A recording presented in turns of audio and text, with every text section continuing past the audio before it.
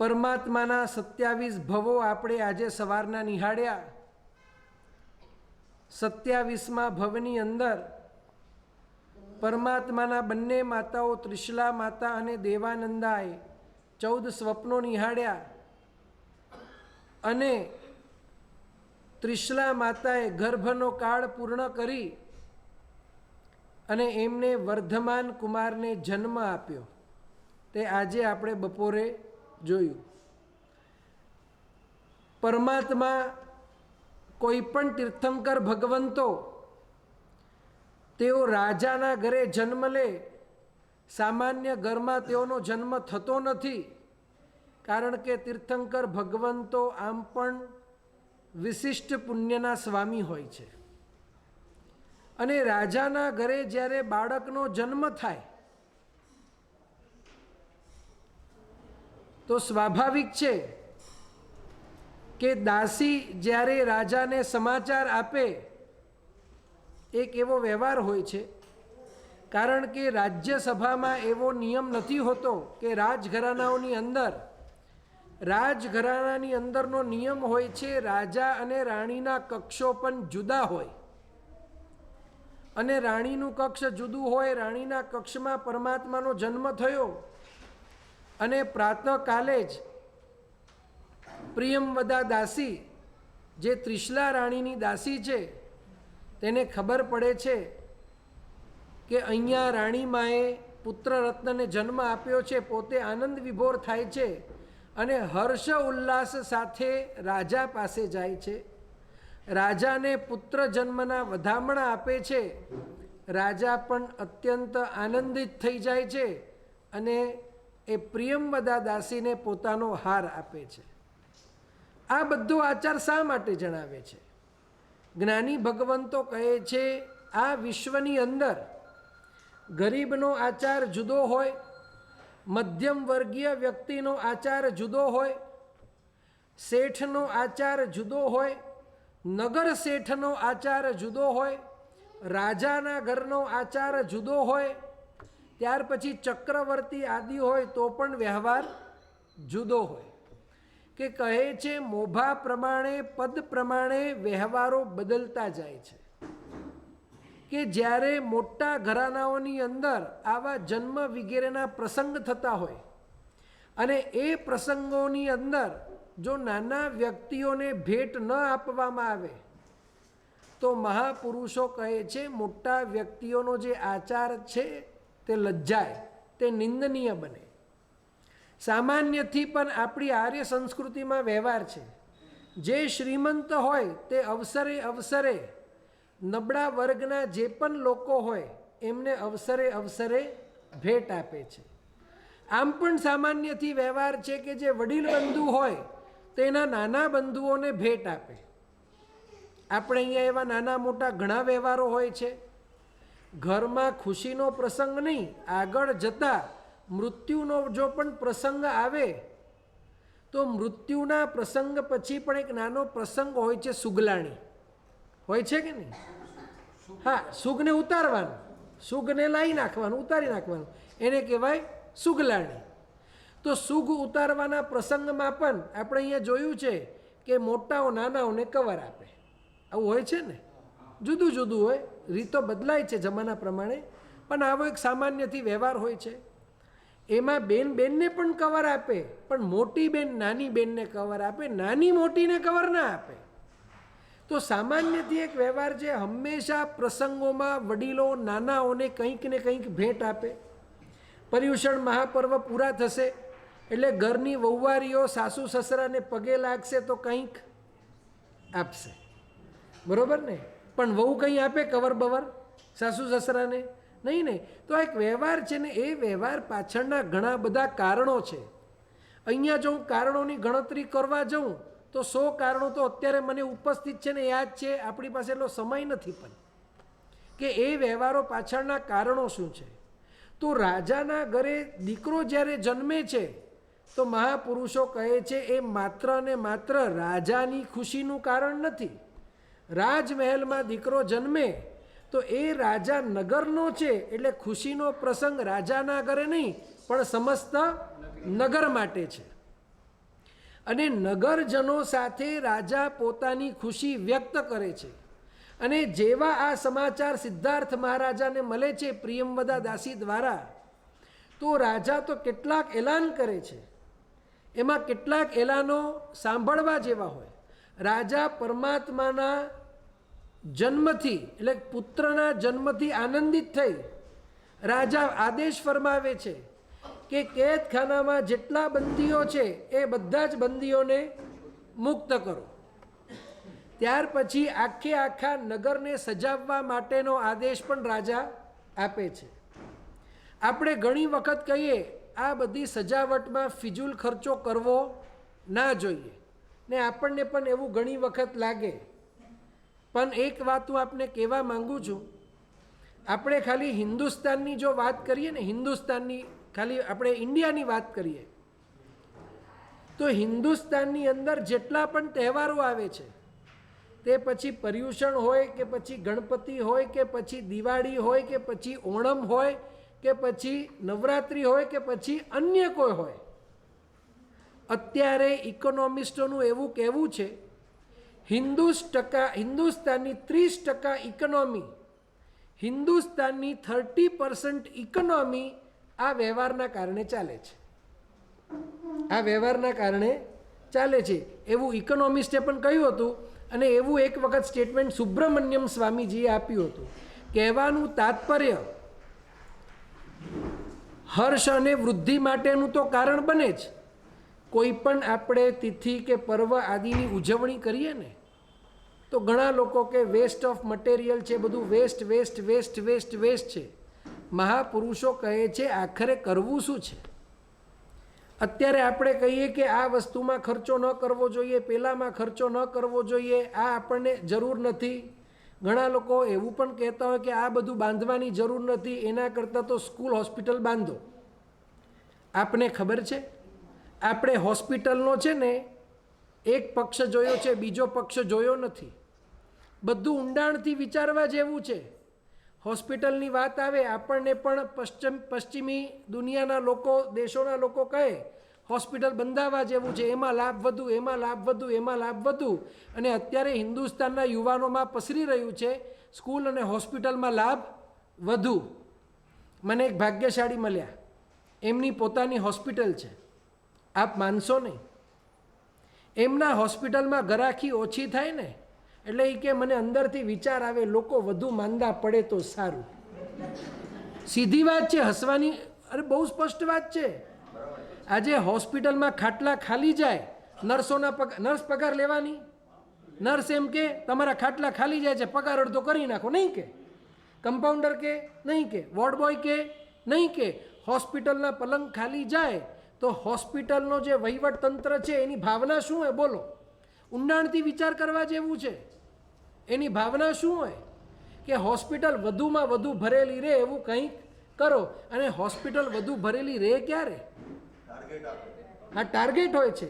જો હું હોસ્પિટલનો વિરોધી નથી, મારે એમ નથી કહેવું કે હોસ્પિટલ બધી કાઢી નાખો, હોસ્પિટલ જરૂરી છે. પણ આ જે મનમાં ભ્રમ છે કે હોસ્પિટલ અને સ્કૂલમાં જે લાભ છે બીજે ક્યાંય નથી, તો આ ભ્રમ કાઢવા જેવું છે. જ્ઞાનીઓ કહે છે હોસ્પિટલ બાંધવું એટલે બધા બીમાર પડો એવી ભાવના કરવી. જ્ઞાનીઓ કહે છે એના કરતાં એવો રસ્તો કાઢો ને કે વ્યક્તિ બીમાર જ ઓછા પડે.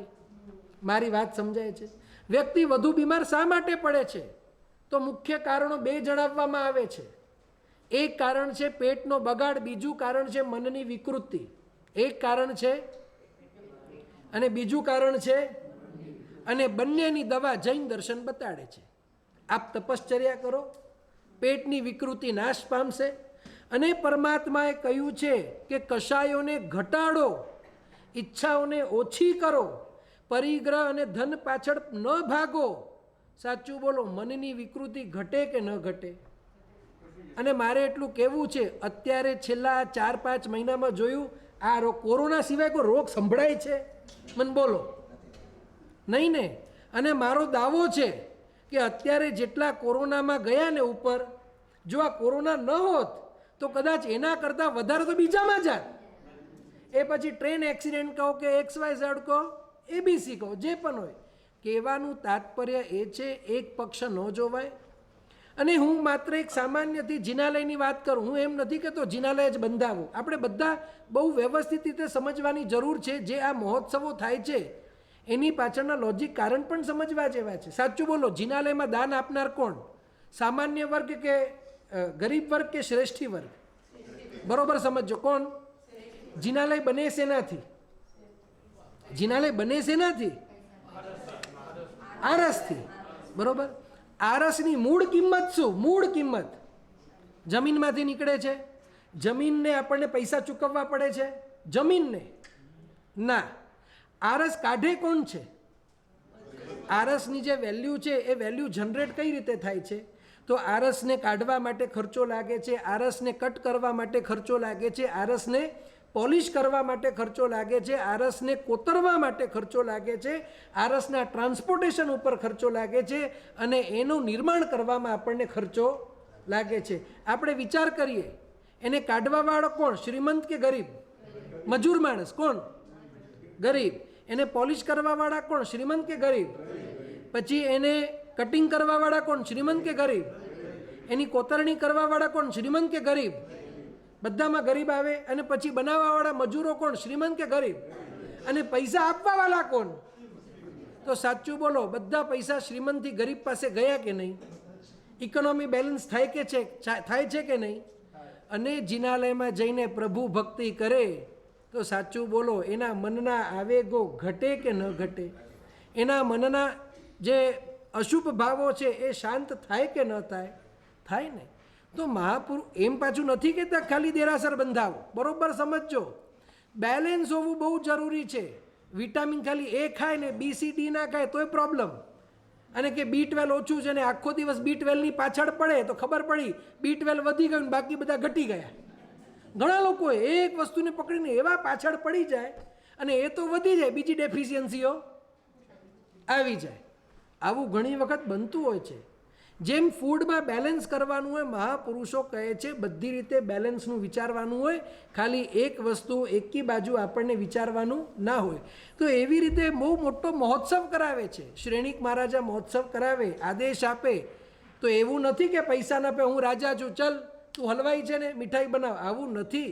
શ્રેણિક મિચ્છામી સિદ્ધાર્થ મહારાજા વગેરે પ્રામાણિક રાજાઓ હતા.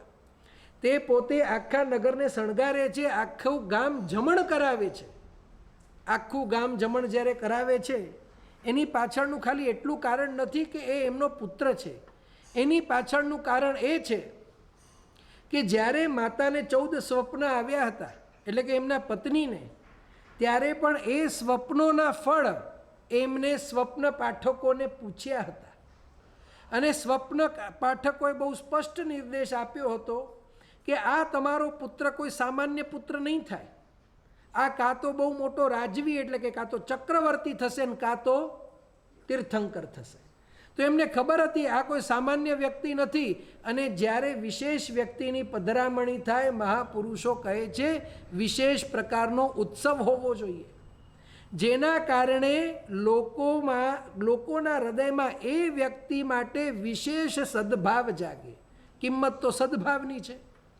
અને જો વિશેષ વ્યક્તિ માટે વિશેષ સદભાવ જાગે તો એ વ્યક્તિના કારણે જ્ઞાનીઓ કહે છે જીવનમાં પરિવર્તન આવી શકે, અન્યથા જીવનમાં પરિવર્તન સંભવે નહીં. માની લો કે કોઈ ગુરુ મહારાજ છે અને એ ગુરુ મહારાજ માટે જો વિશેષ ભક્તિ હોય તો એમની વાણી આપણા હૃદયને સ્પર્શે. પણ એ ગુરુ મહારાજ માટે જો વિશેષ ભક્તિ ના હોય તો શું થાય? સ્પર્શે નહીં ને. અત્યારે હિન્દુસ્તાનમાં બધા મોદી મોદી મોદી કરે તો આપણને મોદી સારા લાગે, અને ના કરે તો આપણે પર્સનલી જોવા ગયા એ શું પોલિસીસ કરે છે આપણને ખબર છે? સાચું બોલો, આપણને ખબર છે? ભાઈઓને તો હજી ખબર હશે, ખરેખર નહીં ખબર હોય. બરોબર ને. લોકો કહે છે મોદી, આપણે કહીએ મોદી. આ લોક પ્રવાહ છે. તો જ્ઞાની ભગવંતો કહે છે વિશિષ્ટ પુરુષો માટે, મહાપુરુષો માટે લોક પ્રવાહનું નિર્માણ કરવું જોઈએ કે જેનાથી એમનો લાભ, એમના દ્વારા બીજાને લાભ થાય. આ બધા કારણો છે.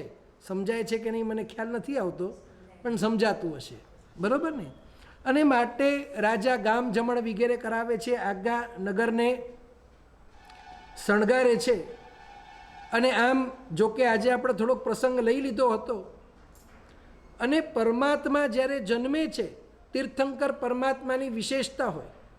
તીર્થંકર ભગવંતો હોય, ચક્રવર્તીઓ હોય, વાસુદેવ હોય કે પ્રતિ વાસુદેવ હોય, આ બધા જે દિવસે જન્મે એ દિવસે ચાલી શકે.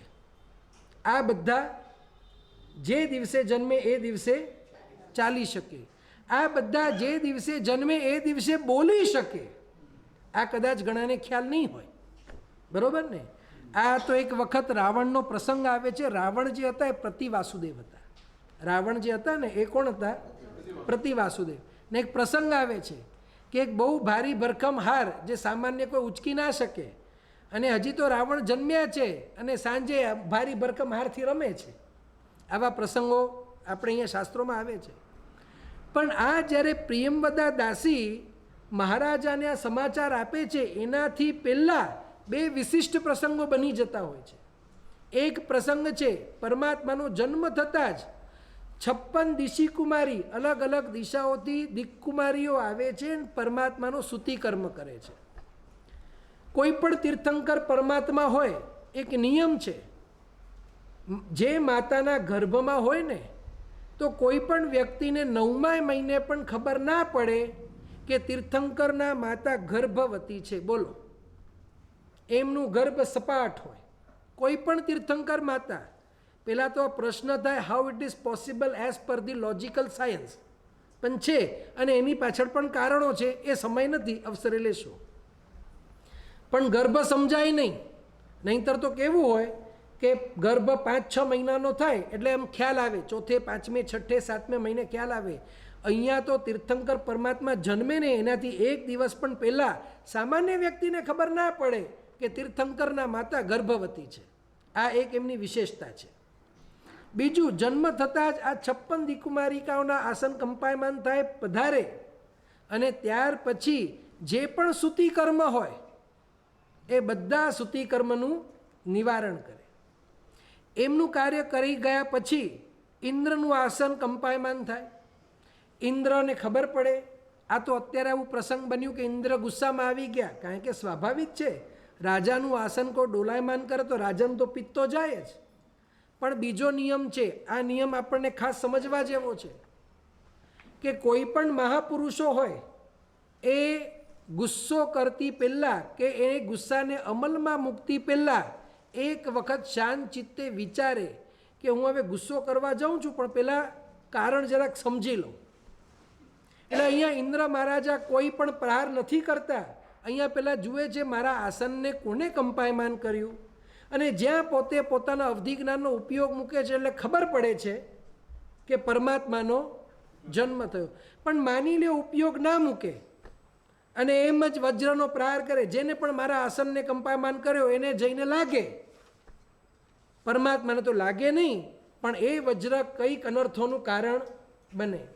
આ કલ્પ દ્વારા આપણને પૂજ્ય ભદ્રભાઉ સ્વામીજી ભગવંત કહે છે, આપણે પણ આપણા જીવનમાં ગુસ્સામાં કોઈક એક્શન લેવા જઈએ ને, એક વખત થોભી જજો.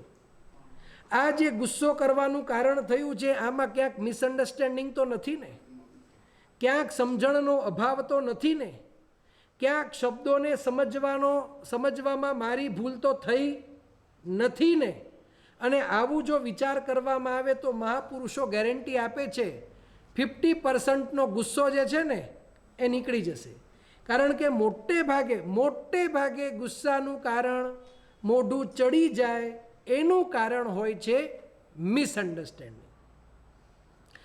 આજથી લગભગ 15-20 વર્ષ પહેલાં છે ને, કોલેજની અંદર સ્લેમ બુકનો બહુ ચલણ ચાલ્યો. ખબર છે શું કહેવાય એને બીજા ભાષામાં? મને ખબર નથી.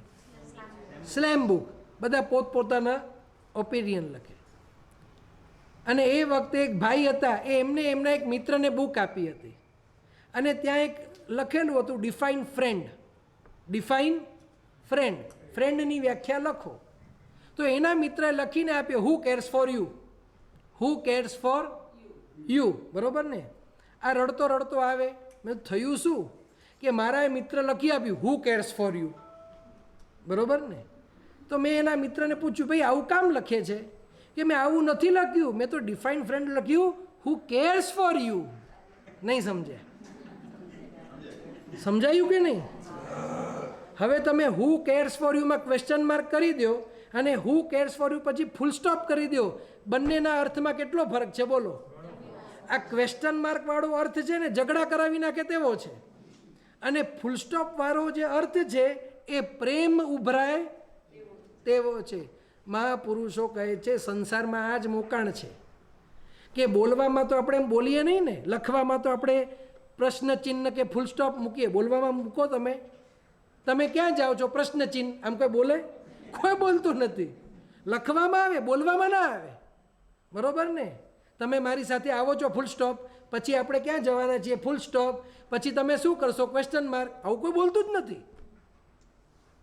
પાછું લખવામાં એવું આવે છે. તો જ્ઞાની ભગવંતો કહે છે બોલવામાં એટલા માટે નથી આવતું કારણ કે આ પ્રશ્ન ચિહ્નવાળો વાક્ય છે કે ફૂલ સ્ટોપવાળો વાક્ય છે એ બોલવાના લાયકા ઉપરથી આપણને ખબર પડી જાય, પણ ઘણાને આ જ્ઞાન ના હોય તો મિસઅન્ડરસ્ટેન્ડિંગ થાય. માટે મહાપુરુષો કહે છે કે એક વખત વિચારો, આનો બીજો કોઈ અર્થ તો નથી થતો ને? આ જે મને કહે છે એનો બીજો કોઈ ભાવ તો નથી ને? કે આ જો વિચારવામાં આવે કે સમજવામાં આવે તો અડધા ઝઘડાઓ ખતમ થઈ જાય છે. તો આપણને આ કલ્પ આપણને બતાવે છે. ઇન્દ્ર મહારાજા હરિણ ગમીશીને આદેશ કરે છે, સુઘોષા ઘંટનો નાદ કરાવી બધા દેવોને ભેગા કરો. ઘંટનો નાદ કરાવે એટલે બધા દેવો આવે. જેમ પહેલાં જમાનામાં હતું સુનો સુનો સુનો એટલે બધા લોકો આવે.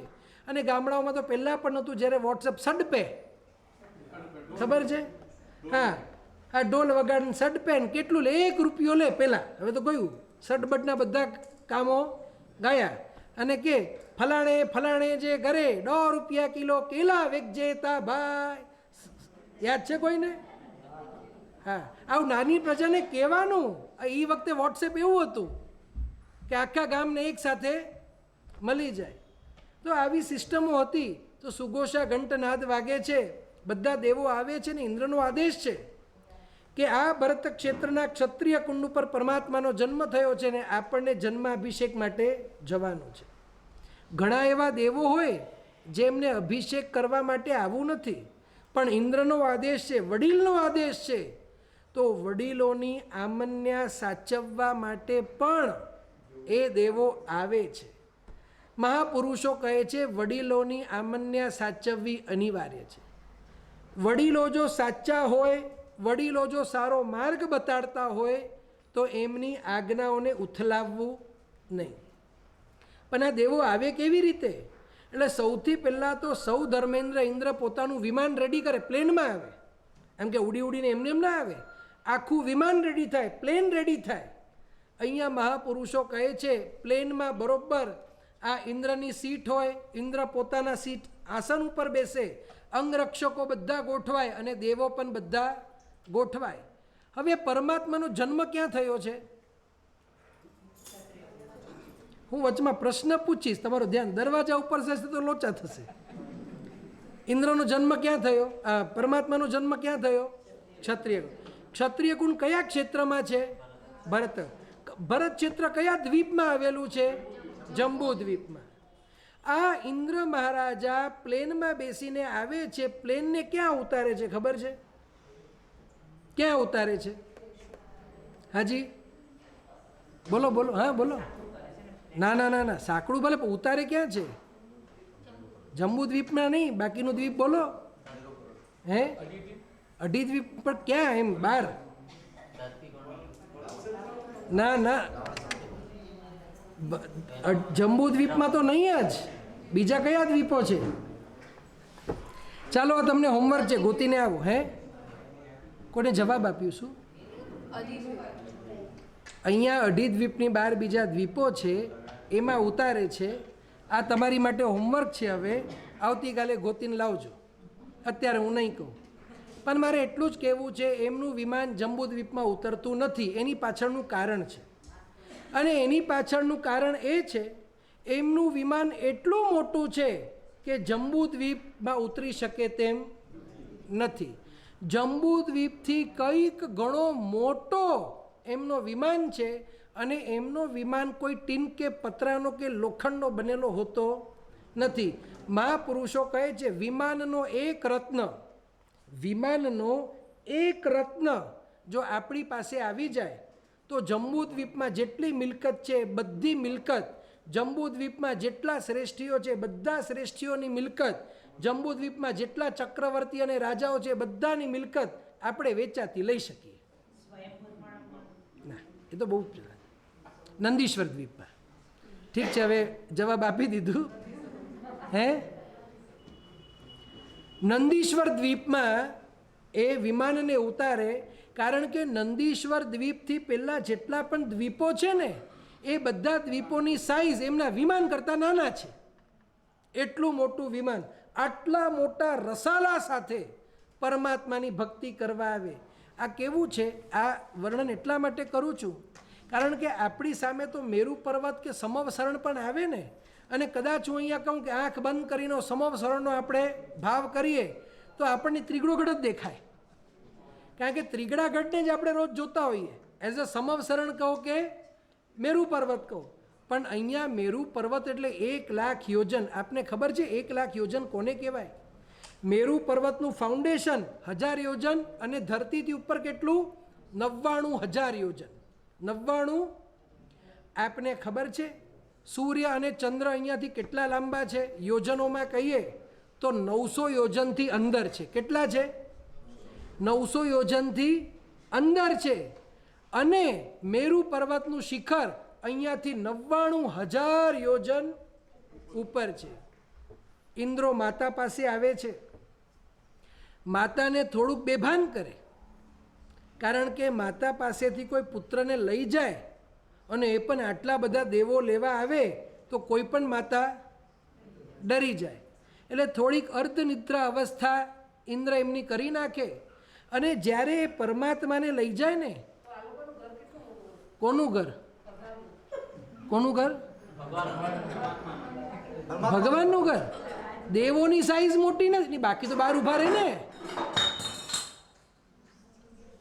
બાકી તો પછી બહાર ઉભા રહે. અહીંયા પણ માની લો કે આજે આપણે 200 હતા, 500 થાત તો ના પાડીએ, પણ 200 અંદર 300 બહાર. આ તો સીધો નિયમ છે. વેલો તે પેલો, ત્યાં આવી જ નિયમ છે, વેલો તે પેલો.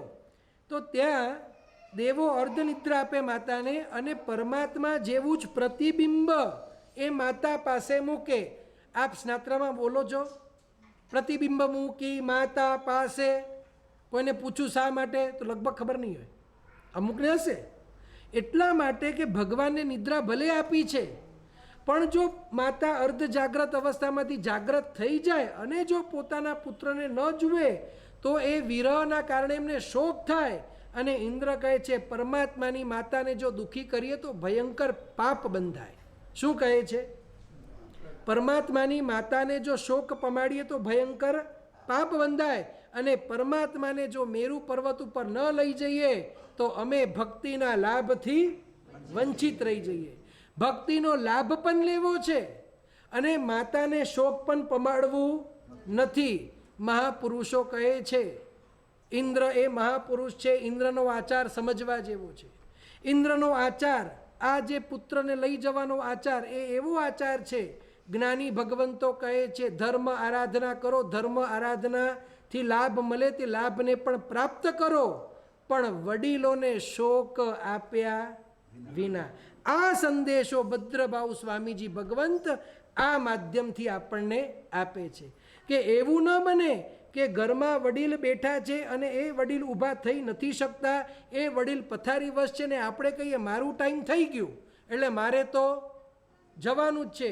અહીંયા જ્ઞાની ભગવંતો કહે છે વડીલોની સેવા કરવામાં કદાચ કોઈ એકાદ દિવસ પૂજા ન થાય કંઈ વાંધો નહીં, એકાદ દિવસ સામાયિક ન થાય કંઈ વાંધો નહીં, પણ જો ઘરમાં વડીલ હોય અને એ વડીલ પલંગ કે પથારી વશ હોય અને એમને જો આપણે રીબાવી અને ધર્મ આરાધના કરવા જઈએ તો તેવી ધર્મ આરાધના ન કરવી તેવો સંદેશ જ્ઞાનીઓ આપે છે. પણ બરોબર સમજો, વડીલ કેવા હોય તો એમાં પણ કહ્યું એમનું બધું સચવાઈ જાય ને પછી નીકળો તો વાંધો નહીં. કારણ કે આવા વાક્ય હું બોલું ને એટલે ઘણાને મજા પડે, નીકળી શકે તેમ હોય, પછી કે ના ના નિખિલભાઈ જાય વડીલ હાડી રીતે બેઠા હોય ને પવેને જો જ ના, આવું હું કહેતો જ નથી. એટલે બહુ સમજજો, મારી વાત સમજાય છે, એને આગળ પાછળ સમજજો, એમને રખડતા મૂકીને ન જવાય, આગળ પાછળ એમનું સાચવી અને પછી જવામાં વાંધો નથી. અહીંયા ઇન્દ્ર કહે છે પરમાત્માની ભક્તિ પણ કરવી છે અને માતાને શોક ન થાય તે પણ સાવધાની રાખવી છે. અને માટે અર્ધનિદ્રા અવસ્થામાં પણ મૂકે છે પ્રતિબિંબ પરમાત્મા જેવું. હવે પ્રતિબિંબ એટલે કે પૂતળાનું ન હોય, પ્રતિબિંબ ખબર છે કેવું હોય? હાલતું ચાલતું. એટલે આવું નહીં કે ડોલ ન મૂકી જાય પાછી, કે આપણા જેવાને ખબર પડી જાય આ છોકરો નથી આ તો ડોલ છે. ઘણા લોકો એવું જ સમજે પ્રતિબિંબ એટલે કે ઢીંગલી મૂકી દેશે. ના, બિલકુલ નહીં. એ પ્રતિબિંબમાં જે હોય ને બાળક એ પણ એવો જ હોય, આમ હાથ પગ ઉછાળતો હોય, પણ પરમાત્મા ના હોય, કારણ કે દેવો છે, વૈક્રિય શરીર છે, વૈક્રિય શરીર દ્વારા એ બધું આ કરી શકે છે. અને ત્યાર પછી મેરુ પર્વત ઉપર લઈ જાય.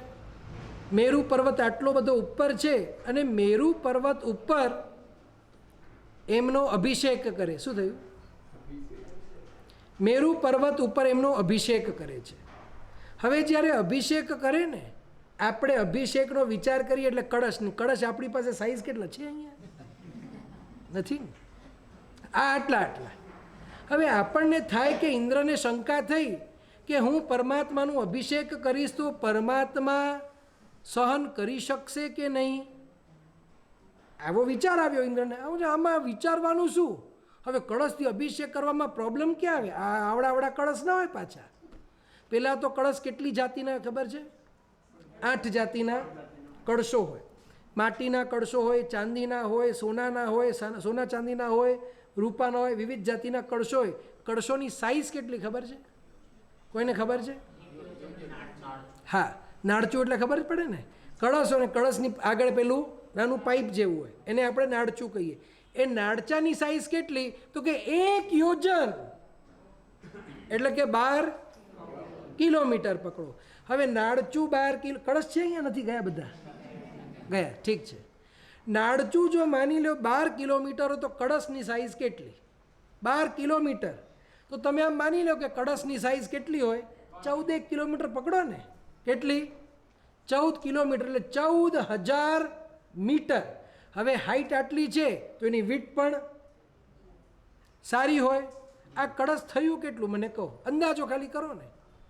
એની અંદર આખું માઉન્ટ એવરેસ્ટ આવી જાય ને. હવે આખું માઉન્ટ એવરેસ્ટ આવી જાય તો માઉન્ટ એવરેસ્ટ ઉપર જે બરફ છે પીગળીને પાણી થાય એટલું બધું પાણી આવી જાય. અને એ નાળચામાંથી પાણી નીકળે તો મને કહો, આ પેલું કેનેડા ને અમેરિકા વચ્ચે કયું ફોલ છે? નાયગ્રા. આ નાયગ્રા ફોલની હાઈટ કેટલી? મને ખબર નથી. કેટલી છે? મીટર. 166 મીટર. અને અહીંયા નાળચું 12,000 મીટરનું છે. હવે આટલામાંથી જ્યારે ક્ષીર સમુદ્રનો પાણી આમ નીકળે, બરોબર ને, આપણા કળશમાંથી જો ને એવી ધાર નીકળે કે આપણે પાણી પીએ તો તરસે ન છીપાય, બરોબર ને.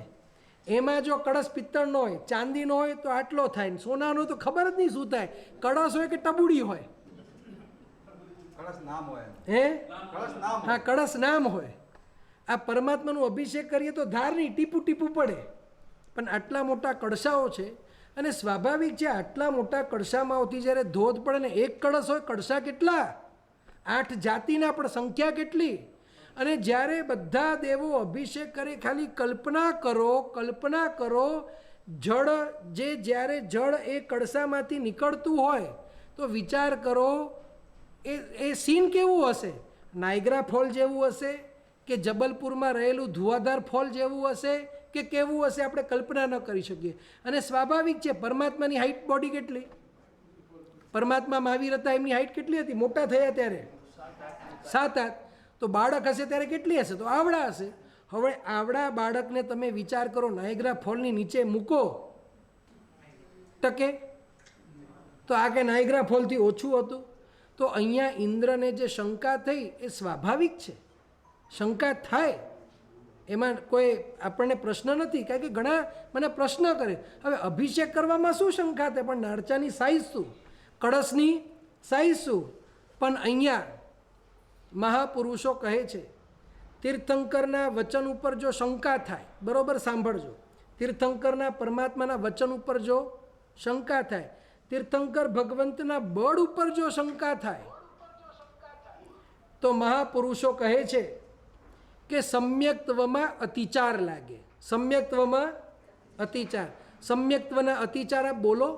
શંકા, કંખા, વિતિગચ્છા, પરપાખંડી, પરસંસા. તો એમાં પહેલું છે શંકા. મહાપુરુષો કહે છે તીર્થંકર પરમાત્માના જ્ઞાનમાં, તીર્થંકર પરમાત્માના વચનમાં, તીર્થંકર પરમાત્માના બળમાં જો શંકા આવે તો સમ્યક્ત્વમાં અતિચાર લાગે. શું લાગે? અતિચાર લાગે. હવે અહીંયા તીર્થંકર પરમાત્મા એમના જ્ઞાનથી જોયું કે આ ઇન્દ્રને મારા બળ ઉપર શંકા થઈ છે, મારા બળ ઉપર શંકા થઈ છે, એના સમ્યક્ત્વમાં અતિચાર લાગ્યો. શું લાગ્યો? અતિચાર. અને સમ્યક્ત્વમાં અતિચાર લાગે એ કંઈ સારું તો કહેવાય, કારણ કે સમ્યક્ત્વ તો જૈન દર્શનોનો પ્રાણ છે, એ ફાઉન્ડેશન છે. તો તીર્થંકર અત્યારે છદ્મસ છે તો ઉપાય કરે કે ભાઈ આની જે શંકા છે ઇન્દ્રની, એ શંકા નીકળી જાય તો આ ઇન્દ્રને જે સમ્યક્ત્વનું અતિચાર લાગે છે તે ન લાગે. પણ પરમાત્મા કોણ છે? મહાપુરુષ છે, કોઈ સામાન્ય વ્યક્તિ તો નથી ને. એટલે શંકા કાઢવી કઈ રીતે? હવે અહીંયા કલ્પ સમજવા જેવો છે.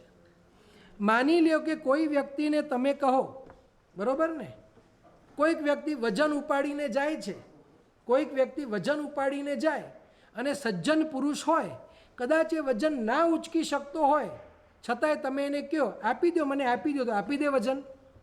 સજ્જન પુરુષ હોય કે નહીં, નહીં કાંઈ વાંધો નથી, આપણે કેમ તકલીફ થશે, તોય શું કે મને તકલીફ નહીં થાય, બરોબર ને.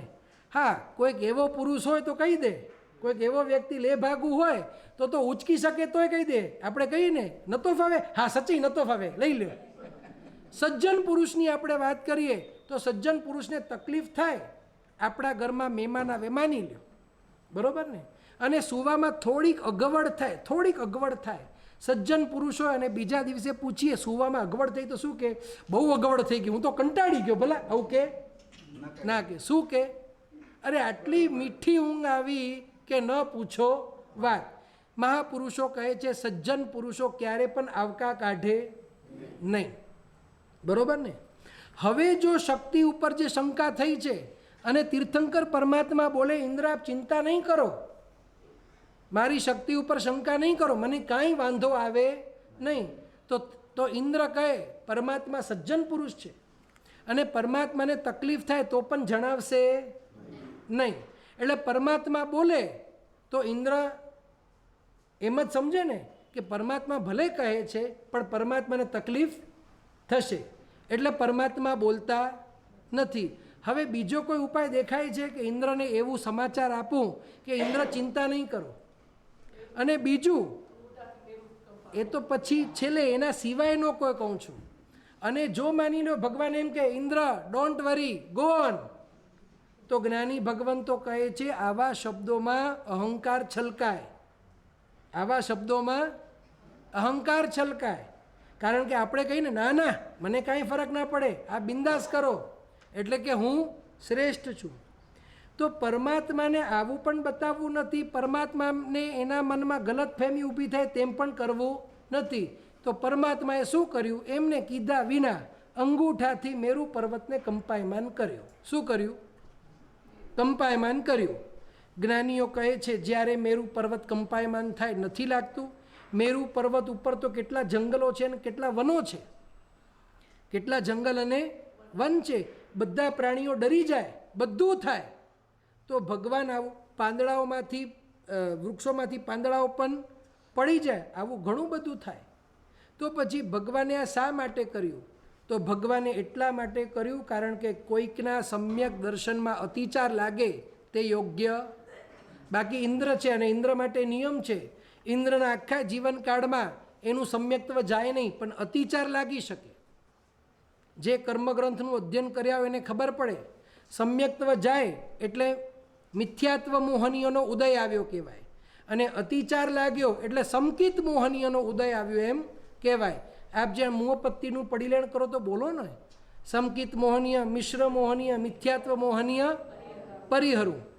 આ જે મુહપત્તિના 50 બોલ છે, મારે એટલું જ કહેવું છે, આ 50 બોલની અંદર આખા જૈન ધર્મનો સાર સમાયો છે. જો આ 50 બોલ આપણને એનો અર્થ અને એનો મર્મ જાણીએ તો. અને માટે તીર્થંકર આવું કરે છે. ઇન્દ્રને લાગે છે કે હું પરમાત્માનું અભિષેક કરું છું, પાછા ગુસ્સો આવે, આ મને ડિસ્ટર્બ કોણ કરે છે?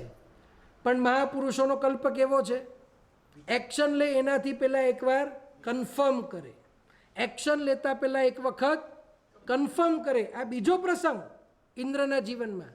એક્શન લેતા પહેલાં કન્ફર્મ કર્યું કે આ કોને કર્યું? જોયું, પરમાત્માએ કર્યું. શા માટે કર્યું?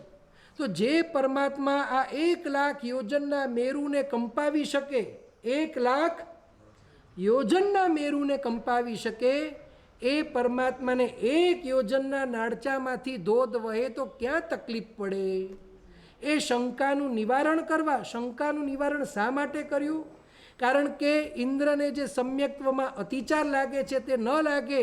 જ્ઞાનીઓ કહે છે કોઈકના સમ્યક્ત્વની શુદ્ધિ થતી હોય, કોઈકના સમ્યક્ત્વમાં લાગેલું અતિચાર, જો એ અતિચારને આપણે કાઢી શકીએ, કોઈકના સમ્યક્ત્વની શુદ્ધિ થતી હોય, તો મહાપુરુષો કહે છે મર્યાદામાં રહીને જે ધર્મનું પાલન થતું હોય તે અવશ્ય કરવું. આ બધી વાત એટલા માટે કરે છે કારણ કે આગળ પાછળની ઘણી બધી સ્પષ્ટતા એના આધારે રહેલી છે. ત્યાર પછી બધા દેવો અભિષેક કરે છે. અભિષેકનો જળ જાય, કળશની તો સાઈઝ ખબર પડી ગઈ, જળ કેટલા પ્રમાણમાં જાય આપણે વિચારી શકીએ. અને પાણી વહેતું જાય, માટીમાં પાણી ભળે એટલે કીચડ થાય, અને એ કીચડમાં દેવો આડોટે. શા માટે આડોટે? જે નવળ જળ પરમાત્માના શરીરમાંથી નીતર્યું છે, પરમાત્મા આટલા પવિત્ર છે, પરમાત્માને સ્પર્શેલું જળ આટલો બધો પવિત્ર છે, અને એનાથી બનેલો કાદવ એ પણ પવિત્ર છે, અને આનંદ વિભોર થાય. મહાપુરુષો કહે છે પરમાત્માની ભક્તિમાં ગાંડા બનવાનું છે, પરમાત્માની ભક્તિમાં ગાંડા બનવાનું છે, કે બીજે ગાંડા નથી બનવાનું. પણ જ્યારે પરમાત્માની ભક્તિ થતી હોય તો લખ્યું છે બાળક બની જવાનું છે અને ગાંડા પણ બની જવાનું છે. ત્યાં પોતાનું સ્ટેટસ બેટસ, ટાઈટ, ઇસ્ત્રી, કપડાં, કોલર, સફેદ, આમ તેમ બધું મૂકી દેવાનું છે. મારી વાત સમજાય છે? કારણ કે જ્યારે વ્યક્તિ મૃત્યુને વર્ષે, જ્યારે વ્યક્તિ સ્મશાનમાં જશે, બરોબર ને, ત્યારે ઉપરનું કફન એ ઇસ્ત્રી ટાઈટ હોય? કોઈ જોયું છે કફનને ઇસ્ત્રી કરે? મને ખબર નથી કરતા હોય તો કોઈ કર્યું છે? અને માની લો કે ઇસ્ત્રી ટાઈટ ના હોય તો આવું ક્યારે સાંભળ્યું છે કે વ્યક્તિ કે છેલ્લે તો ઇસ્ત્રીવાળો ઊંઠાડ્યો? જોયું છે? નહીં ને. મહાપુરુષો કહે છે બધું આ ભવ પૂરતું છે, આ ભવ જાય બધું જાય, કે પરમાત્માની ભક્તિમાં ગાંડા થવાનું છે. આવી રીતે જન્મોત્સવની ઉજવણી કરે, પરમાત્માની ભક્તિ કરે. અરે બેસાડીને ખોડામાં બેસાડીને અભિષેક કરે ને બધા ઇન્દ્રો પડાપડી કરે કે પરમાત્માની હું ભક્તિ કરું, પરમાત્માને હું ખોડામાં બેસાડું. ઇન્દ્ર એક નથી, ઇન્દ્ર તો ઘણા છે. 64 તો જુદા જુદા ઇન્દ્રો કયા, ને આમ પણ બીજા ઇન્દ્રો ઘણા આવે. તો આ બધા ઇન્દ્રો પડાપડી કરે કે પરમાત્માને હું ખોડામાં લઉં.